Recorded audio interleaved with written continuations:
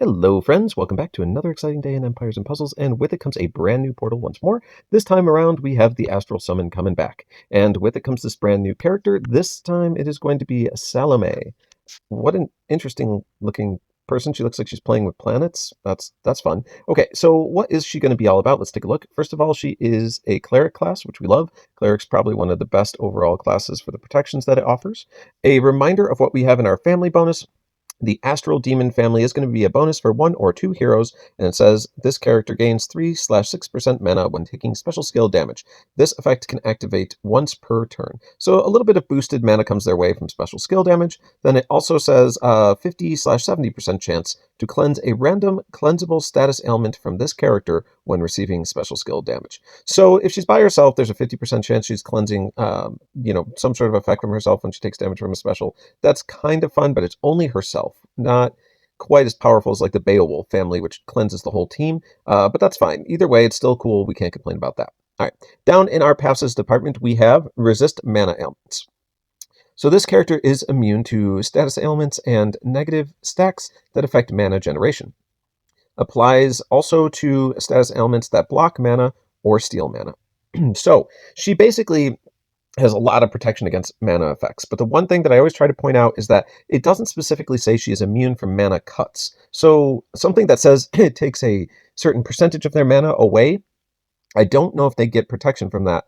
They get it from blocked mana, they get it from stolen mana, they get it from mana generation, but direct mana reduction, I think, might still go through. All right, then we also have resist healing ailments. This character is immune to status ailments that affect healing as well. So that's pretty nice. You're not going to be able to reduce the healing on the character, making her probably a little more survivable. In our Aether Power department, we have regen.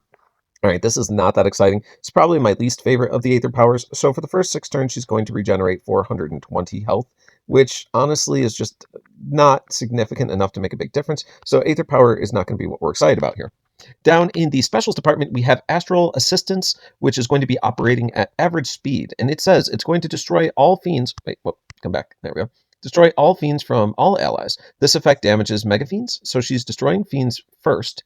Then she's boosting health of all allies by 1300. Boosted health can exceed max HP. Okay, so that's kind of fun. At average speed, we're getting a pretty strong boosted health of 1300. What I really like about this is she's removing fiends first. So that's not going to absorb any healing in that way. And even if it's a mega fiend, it's more likely that this heal might be able to still clear that mega fiend, which is pretty cool because clearing mega fiends is an important part in the current meta. So this is all wonderful so far. All right. Then we also have at the end of each turn, all allies shoot a astral beam at a random enemy for 4 turns. Okay, so what is an astral beam? Each astral beam deals 200% damage. Each astral beam reduces the max health of the hit enemy by 200. Okay. Wow. All right. Is that the end? Yeah, that's the end. Like, that's not enough, right? Okay. There's so much to go through here. All right. So let's talk about her. What are we excited about? What are we not so impressed with? Well, one, I'm going to say this character just in general is a fantastic healer. Boosted health, operating at average speed, is cleansing the fiends first, which we already talked about. Super great how that works. You also can't reduce the healing that she receives, so you can't kill her by trying to block her healing received. She's still going to be able to heal herself just fine. She also is resistant to mana effects, not only through her cleric class, but also through the passive that resists the mana ailments. So, I mean, all of this is just allowing her to heal more freely, and we like that, right? But then, if healing was not enough, which she's doing a fantastic job of doing, she is also going to put out quite a bit of offense here by giving every single one of your characters the ability to shoot an astral beam at the end of each turn for 4 turns. So if all 5 of your guys are up, you're shooting 5 of these astral beams out, right? Each astral beam is going to hit the target for 200% damage. And then after that 200% damage, it is also going to reduce the max health of the enemy by an additional 200. If you don't understand the extent of that, that means in reality, you're going to end up doing like, in effect, like 450 damage from each one of these astral beams. So if 5 of them go off, you can equivalent that to being somewhat like 2,000 damage at the end of the turn.